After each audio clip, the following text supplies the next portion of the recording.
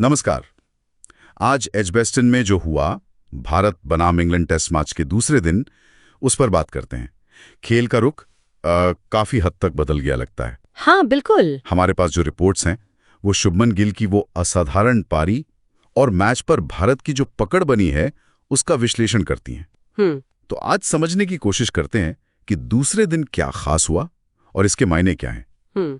देखिए, सबसे बड़ी बात तो शुभमन गिल का बल्ला बोला 269 रन, क्या यादगार पारी थी। अरे शानदार। और ये सिर्फ एक बड़ा स्कोर नहीं है, अब ये किसी भी भारतीय टेस्ट कप्तान का बनाया हुआ सबसे बड़ा स्कोर है।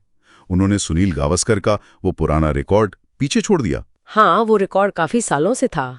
कमाल की बल्लेबाजी, 387 गेंदें खेली उन्होंने, 33 चौके, मतलब एक मैराथन पारी कह सकते हैं इसको। बिल्कुल, ये सिर्फ रन नहीं थे, ये धैर्य था, तकनीक थी और सबसे बड़ी बात मानसिक मजबूती। 387 गेंदें खेलना, वो भी इंग्लैंड में, ये टेस्ट क्रिकेट की असली परीक्षा है। सही कहा। आज हमारी बातचीत इसी पारी के इर्द गिर्द रहेगी। कैसे इसने मैच को भारत के पक्ष में झुकाया, फिर रविंद्र जडेजा के साथ उनकी साझेदारी वो कितनी जरूरी थी, हाँ, वो भी। और फिर भारत का वो विशाल स्कोर 587 और इंग्लैंड ने जवाब में शुरुआत कैसे की। और जैसे आपने कहा, गिल अकेले नहीं थे, जडेजा ने दूसरे छोर से बेहतरीन साथ दिया। 89 रन बनाए उन्होंने, जो बहुत महत्वपूर्ण थे। बहुत ज्यादा। दोनों के बीच वो 203 रन की पार्टनरशिप हुई।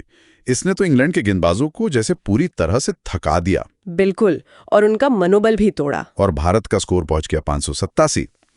इंग्लैंड की तरफ से हाँ, शोएब बशीर ने 3 विकेट लिए, वोक्स और टोंग को भी 2-2 विकेट मिले, पर वो इस साझेदारी को जल्दी नहीं तोड़ पाए। हाँ, वो 203 रन की साझेदारी, मुझे लगता है शायद मैच का टर्निंग पॉइंट वही था। इसने ना सिर्फ भारत को एक बहुत बड़ा स्कोर दिया, बल्कि इंग्लैंड के कंधों को भी झुका दिया। और गिल की पारी की एक और खास बात है, सेना देश जो हैं, मतलब south Africa, England, New Zealand, Australia, वहां दोहरा शतक बनाने वाले वो पहले एशियाई कप्तान बन गए हैं। अच्छा, ये तो बड़ी उपलब्धि है। सेना देशों में रन बनाना वैसे ही मुश्किल माना जाता है। हाँ, बहुत। और कप्तान के तौर पर दोहरा शतक, इसकी क्या अहमियत दिखती है आप? सिर्फ रिकॉर्ड के लिए या इससे ज्यादा कुछ नहीं, ये सिर्फ आंकड़ों की बात नहीं है। ये दिखाता है कि मुश्किल विदेशी परिस्थितियों में टीम को लीड करते हुए आप ऐसा असाधारण प्रदर्शन कर सकते हैं। सही। ये बताता है कि दबाव में भी वो, मतलब गिल, न सिर्फ रन बना सकते हैं, बल्कि एक ऐसी पारी खेल सकते हैं जो टीम को मैच में बहुत बहुत आगे ले जाए। उनकी तुलना फिर कोहली और तेंदुलकर जैसे महान खिलाड़ियों से होना लाजिमी है, क्योंकि ये प्रदर्शन उसी स्तर का था। ये गिल के नेतृत्व पर भी काफी रोशनी डालता है। और इस विशाल स्कोर का दबाव देखिए इंग्लैंड की बल्लेबाजी पर तुरंत दिखा। हाँ, फौरन। आकाशदीप और मोहम्मद सिराज ने शुरुआती झटके दिए। महज 25 रन पर इंग्लैंड के 3 विकेट गिर चुके थे। ये तो मतलब शुरुआत में ही बैकफुट पर धकेल दिया उन्हें। निश्चित रूप से 587 का पीछा करना वैसे ही पहाड़ जैसा होता है, और ऊपर से आपका टॉप ऑर्डर ऐसे ढह जाए, ये इंग्लैंड के लिए बहुत बड़ा झटका है। बिल्कुल। हालांकि जो रूट और हैरी ब्रुक ने थोड़ी देर पारी संभालने की कोशिश की। दिन का खेल खत्म हुआ तो स्कोर 77 पर 3 था। हाँ, थोड़ा संभाला उन्होंने, लेकिन अभी भी वो भारत के स्कोर से 510 रन पीछे हैं। ये फासला बहुत बड़ा है।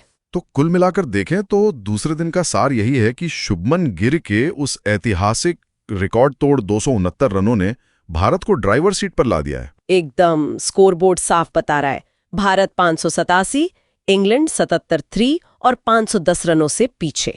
हाँ, स्थिति पूरी तरह से भारत की नियंत्रण में लग रही है। अब सारा दारोमदार इंग्लैंड के बल्लेबाजों पर है। उन्हें सिर्फ स्कोरबोर्ड का दबाव नहीं छीनवा है, बल्कि गिल की उस पारी से जो एक मनोवैज्ञानिक दबाव बना है, उससे भी उभरना होगा। यहाँ से मैच बचाना भी उनके लिए एक बहुत बड़ी चुनौती होगी। तो आगे देखने वाली बात यही होगी कि तीसरे दिन इंग्लैंड के बल्लेबाज कैसे खेलते हैं, कैसे प्रतिक्रिया देते हैं। बिल्कुल, क्या वो इस विशाल बढ़त और दबाव का सामना कर पाएंगे, या फिर भारतीय गेंदबाज इस पकड़ को और ज्यादा मजबूत करेंगे? यही सवाल है। ये सवाल अब तीसरे दिन के खेल के लिए मंच तैयार करता है। और सोचने के लिए एक दिलचस्प पहलू ये भी है कि क्या इंग्लैंड अपनी रणनीति में कुछ बदलाव लाएगा, या भारत की गेंदबाजी उन्हें कोई मौका ही नहीं देगी। देखना होगा।